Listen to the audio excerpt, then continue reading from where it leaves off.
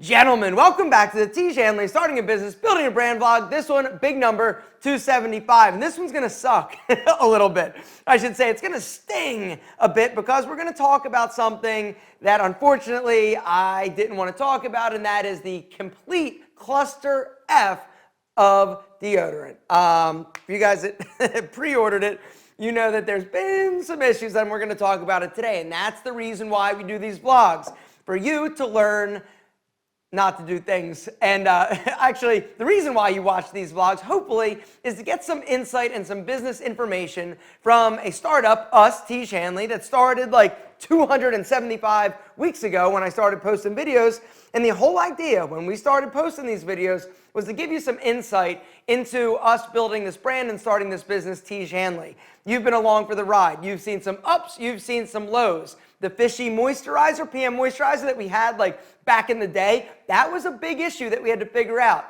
A more recent issue is this deodorant thing. And we're going to talk a little bit about today what went wrong so that hopefully you can avoid some of the mistakes that we have made. Before I get into that, I do want to say thank you so much last week for your amazing support on that vlog. I talked a little bit about the new business.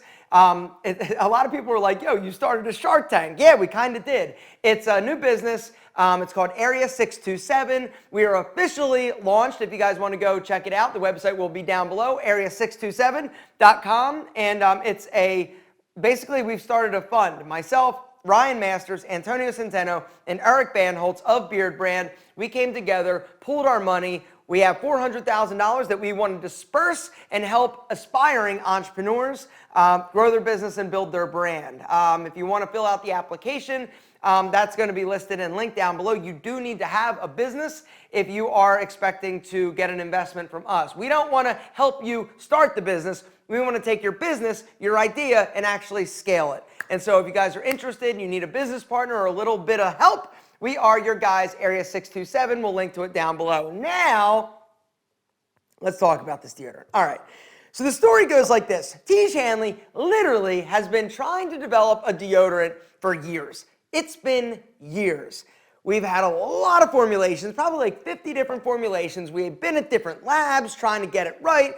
We finally got what we wanted, and that is this. This is an actual sample of the deo that we have developed. It's an all-natural deodorant, no aluminum, all that good stuff. Anyway, this is also the packaging. What do you think? It's sexy, right? Super Tiege Hanley sick. Well, anyway, so we finally got the product after years of literally formulating. For years now, literally it's been like 2 years we've been working and trying to formulate a deodorant. Long story short, we finally found the formula, right? Amazing formula, natural, smells amazing, works incredibly well. It's awesome. Incredible deodorant. We were super, super pumped, and we still are, about this product. And so we're like, okay, we went to our manufacturer, we said, this is it. And they're like, sure, okay, we'll make you a sample. And so they made us all like a sample in a small little batch. We all got them, we tried them, and we loved them. We're like, yes, awesome. We're going to launch it. We're going to do the production sample. It's going to be about 2 months from now. Why don't we, at Tiege Hanley, we started thinking, we're like, why don't we try a pre-sale? Kelley was like, yo, let's try and sell like a bunch of these things pre-sale so that when we launch it, boom, we're back in business. Now, I'm not saying, Kelley was worried that when I was going to do this video, I was going to throw him under the bus. I am not throwing Kelley Thornton under the bus. He is a leader. One thing that leaders do is they take the information that they have, make the best decision possible. Most of the time, awesome. Once in a while, some of the information, it gets twisted, and the facts end up coming out a little different than the information that you originally have, and sometimes things need to change. Anyway, Kelley is a rock star in terms of a leader and just somebody that I admire and is awesome. This one situation, though, when he told me, he's like, yo, we're going to do a pre-sale alpha. We need your help. Like, let's roll it out there. I was like, well, hold up. Tell me a little bit about this formulation. Tell me a little bit about this manufacturing. You're saying 2 months we're going to launch this when we've been trying to launch this damn product for literally years? Tiege Hanley, we are a lot of things. Amazing, incredible products, custom products, a great team, helping you be handsome.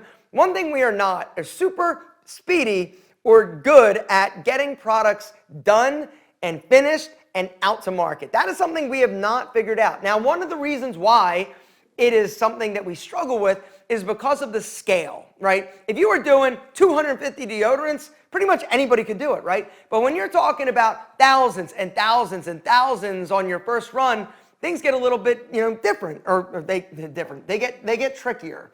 And so that is one of the reasons why Tiege Hanley has stumbled a bit in terms of new product development. The other reason is that all of our products are custom formulations. It's not like a stamp your logo on an existing design. And so combine that with the other issue is that a lot of our products, they take time in order to test. So you'll make a batch, a formulation, they'll make it, then it's got to be tested. Whether or not it's got to be baked in an oven for 30 days, it's got to actually be put on people's faces for 30 days. It has to pass stability for like there are a lot of different tests that go into creating skincare products. So to come out with custom products at the scale at which we're trying is tricky. And that's why we stumble and why, it's been challenging for us. So anyway, Kelley tells me about this and I'm like, I don't want to do it. And he's like, we have to do it. I'm like, we're going to hit it. And everybody's like, we're going to hit it. We're going to hit our date. Our manufacturer's like, yeah, we're going to do it. I'm like, I was like, I don't know.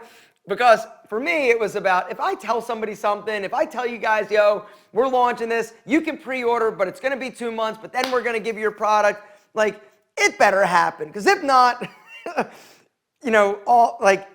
it's not only like, for me, it's like an embarrassment thing. It's kind of embarrassing to say, hey, we're going to do it.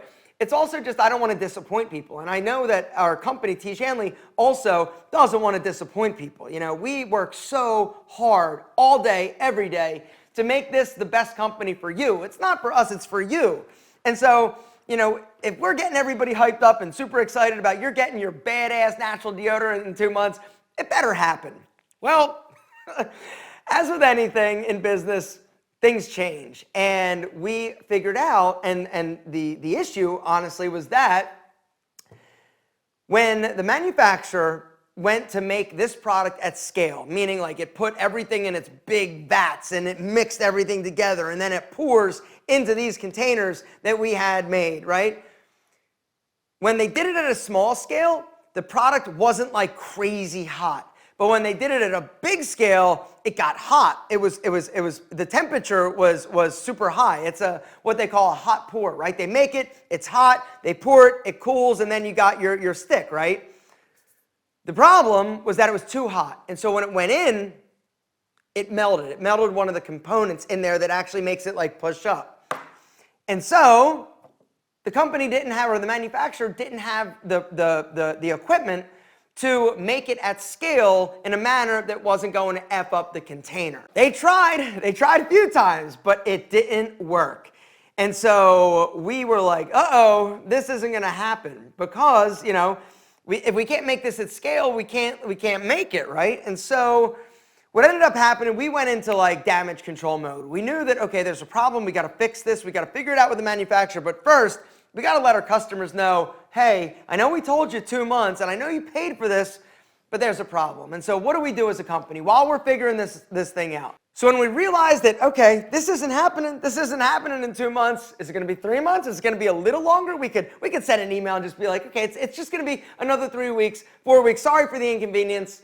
We didn't have a solution, and there was no idea of a solution on the horizon that was going to produce this deodorant, that we were going to be able to actually make it in a timely enough fashion that we didn't want to come back to people and be like, yo, it's going to be 6 months. It's going to be 5 months or whatever. When these people, you decided to actually pull the trigger and put your hard-earned dollars down. So what do you do as a company? What do you do as a company?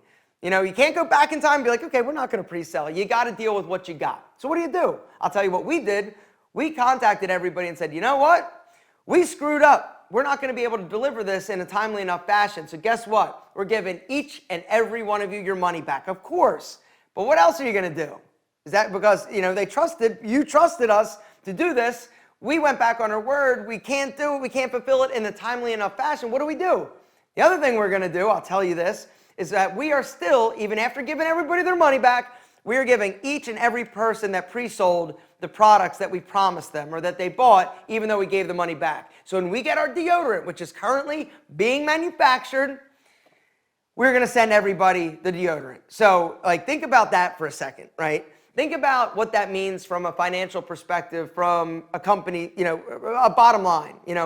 Not only are we going to basically absorb the cost of, and it wasn't like 500 units, thousands of units that we pre-sold. So we're sending everybody, you if you bought one or two, we're sending you your order. It's going to take a little longer, but it was one of those things where it's like, it's not even a question. We got to do it. We got to not disappoint these people again. And so for us, that is how we're stepping up. That is how we're going to handle the situation. Now let's talk about how they're actually going to solve the problem or the situation with manufacturing this. They need to slow it down at our current manufacturing facility. What that means, in order to do it slower, it's going to take more time to actually make the quantity that we ordered. And so, they don't technically have the equipment in order to be able to make this at scale yet. So what they're going to have to do is make it slower, pour it slower, let it cool, make the product, and eventually we're going to get, a big enough order. And then once we get this initial order, figure out how to move forward and scale it at that point. But I just wanted to tell you the issue and the cluster F that was the deodorant. And so what is the takeaway? I guess the takeaway for Tiege Hanley was we're never going to do a pre-sale again on anything unless we have it in hand. And at that point, if you've got it in hand, you might as well just sell it. And so pre-selling is a tricky thing, right? It's a tricky situation because you got to deliver. And so we don't feel comfortable, at least at this point, making any type of predictive sort of campaigns around our ability to get something out ahead of time, a few weeks or months prior to actually getting it. And so you got to think about these things. Are you 100% sure that or even 95% sure that you're going to be able to produce this in the time at which you need it to be produced? Because if you don't, what are the ramifications? Because a lot of times, now Tiege Hanley was in a good position. We were in a financial position that we didn't spend that money that we collected from the pre-sale. We were in a positive cash flow position, so all the money that we generated from this pre-sale, it wasn't spent. But that's not the case for a lot of people. And a lot of times, when you do a pre-sale, you're actually hoping this pre-sale is going to generate enough money so you can actually finish the fulfillment of the product, which is dangerous on the dance floor if you do that. You really got to think through things. Until you know your fulfillment and your ability to actually produce those products, you got to be careful, because if you can't fulfill it, or if worst case scenario, I'll tell you another crazy story. Pete and Bedro has an order that we had manufactured of a bunch of new products, right? We got mirrors, we got other products that is being shipped over. It's on a boat. Well, guess what happened? Like you'll never guess. A freaking wave, a giant wave, apparently it was like a freaking tsunami, hits this cargo tanker and knocks those big like shipping containers off into the sea, the bottom of the sea. Huh? Seriously? What do you do? They're done. And so if we had pre-sold those items, they're gone. They have to be remanufactured and then reshipped over on the slow boat. It's a disaster. And so you really need to, not plan for the worst case scenario, but not assume the best case scenario is going to happen, because chances are it won't. Speaking of best case scenarios, now I want to get to a few of your business questions. But before I do that, I just want to thank each and every one of you that took a risk, a gamble on Tiege Hanley to order and pre-sell, or order the deodorant and pre-sale. It is an amazing deodorant. You are definitely going to love it. It is the best deodorant on the market. I think you guys are going to be like, damn, it was actually kind of worth the wait, and it's going to be given to you for free. So that's another reason. And for those of you who didn't pre-order and get your money back and get the free ones, you can buy it soon enough. Not yet, but soon. I'm going to try and run through these business questions super fast. So the answers aren't going to be super in-depth or detailed, right? I want to get through all of them. By the way, if you've got a business question down below, start it with business question and ask your question. Each week I try to get to a few of them unless I totally monopolize the time. First business question is from our friend Rye. He says, I'm working with a business that sells beard care products and is looking to enter into Europe. Any tips or things I should know since you're also in scare? Yeah. If you're going to be shipping overseas and you're here domestically in the US, you got to figure out the shipping. Shipping is so expensive. It's also shipping is the biggest pain in the ass, international shipping. It's expensive, and if it's not expensive, it's slow. And so really trying to figure out, and depending on the price or the value of the item that you're shipping, that may determine, which way you go, and making sure that you offer don't offer your customers like free shipping, all right? Have a price, stick to it, and just deal with it. Personally, for Enemy, we went with FedEx. We tried to do like DHL, but DHL kept losing packages. It would take forever. FedEx, it's more expensive. It's like $9.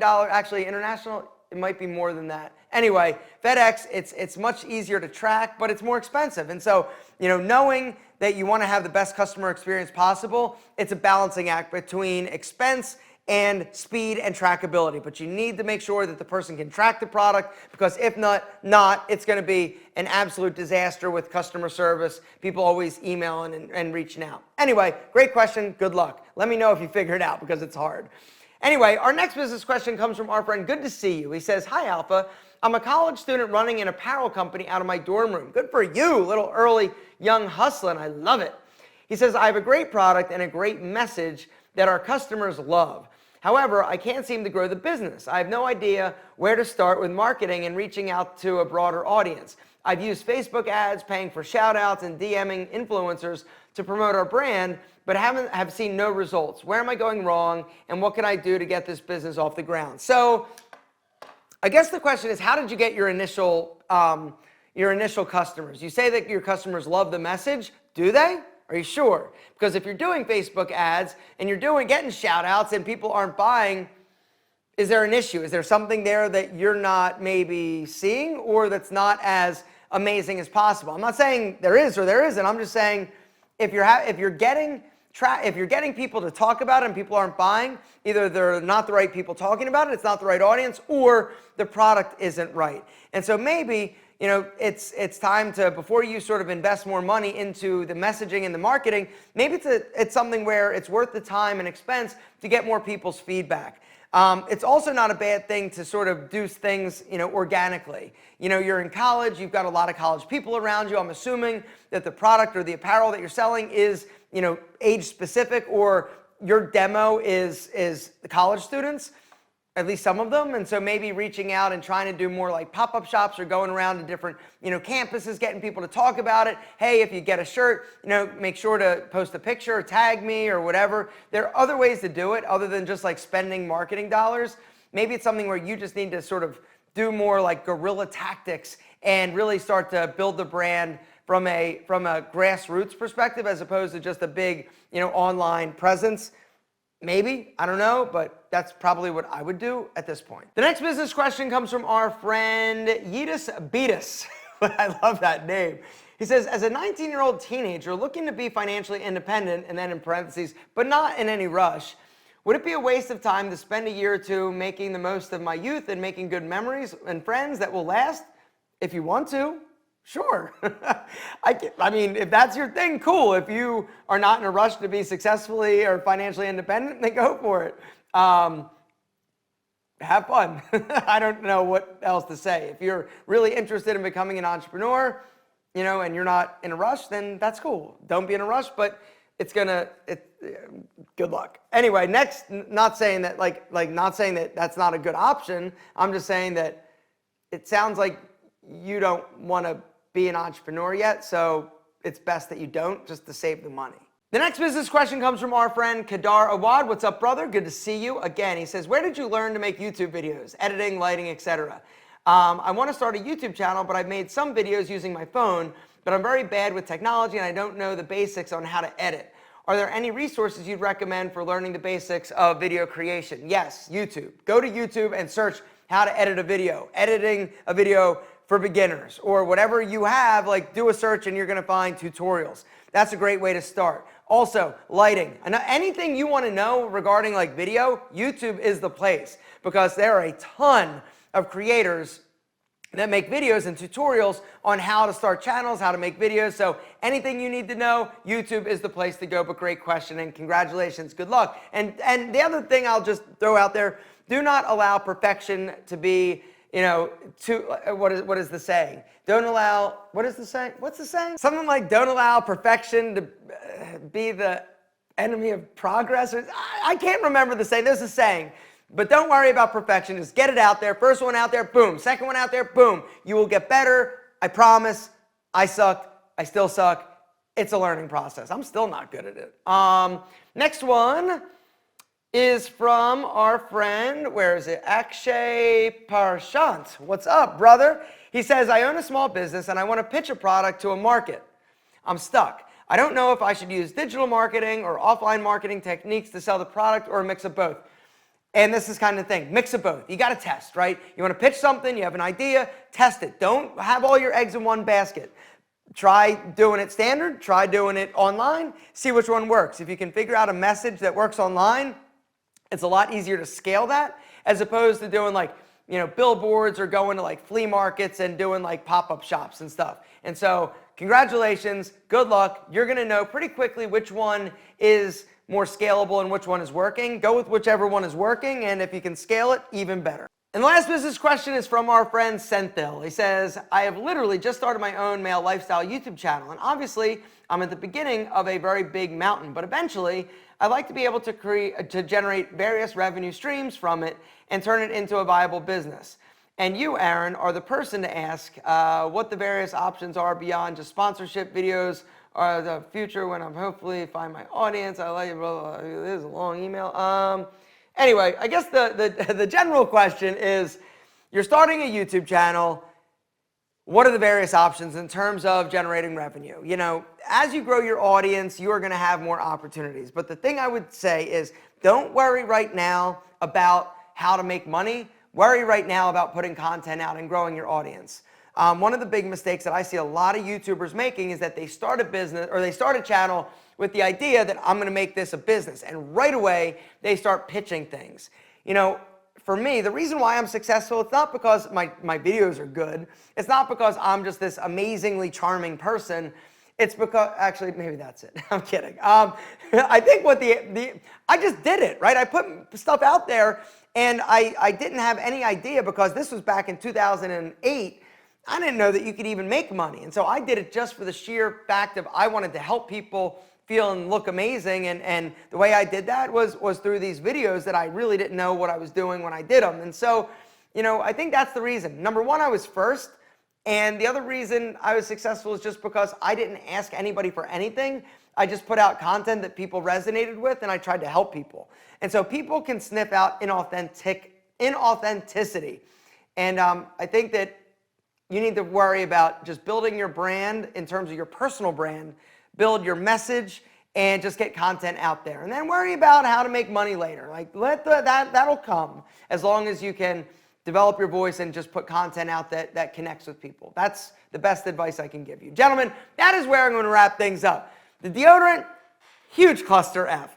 The good news is that we did what was right, not what was easy. We did what was right in terms of we sent the money back. We said, we're sorry. We're still going to send you your product. It's just going to take a while. And the good news is it's free. And that, gentlemen, is where I'm going to wrap things up. I just want to thank you. Tiege Hanley wants to thank you for your understanding and patience with the cluster F that is deodorant. It's been a work in progress, but can you, when this stuff hits your pits, my God, look out, ladies. Seriously, it is an amazing product as soon as we figure out how to actually, we figured out how to make it. It's just taken longer, and it's a slower process than we hoped. Anyway, that is the story of our life. Gentlemen, we love you more than our double monk strap shoes, and we'll see you next week. If you've got a business question down below, start it with business question and ask it. And if you have a business that is making at least $10,000 a month and you need a little help, a little gas for that fire, make sure to hit us up at area 627. Guys, thank you so much for watching. We will see you next week.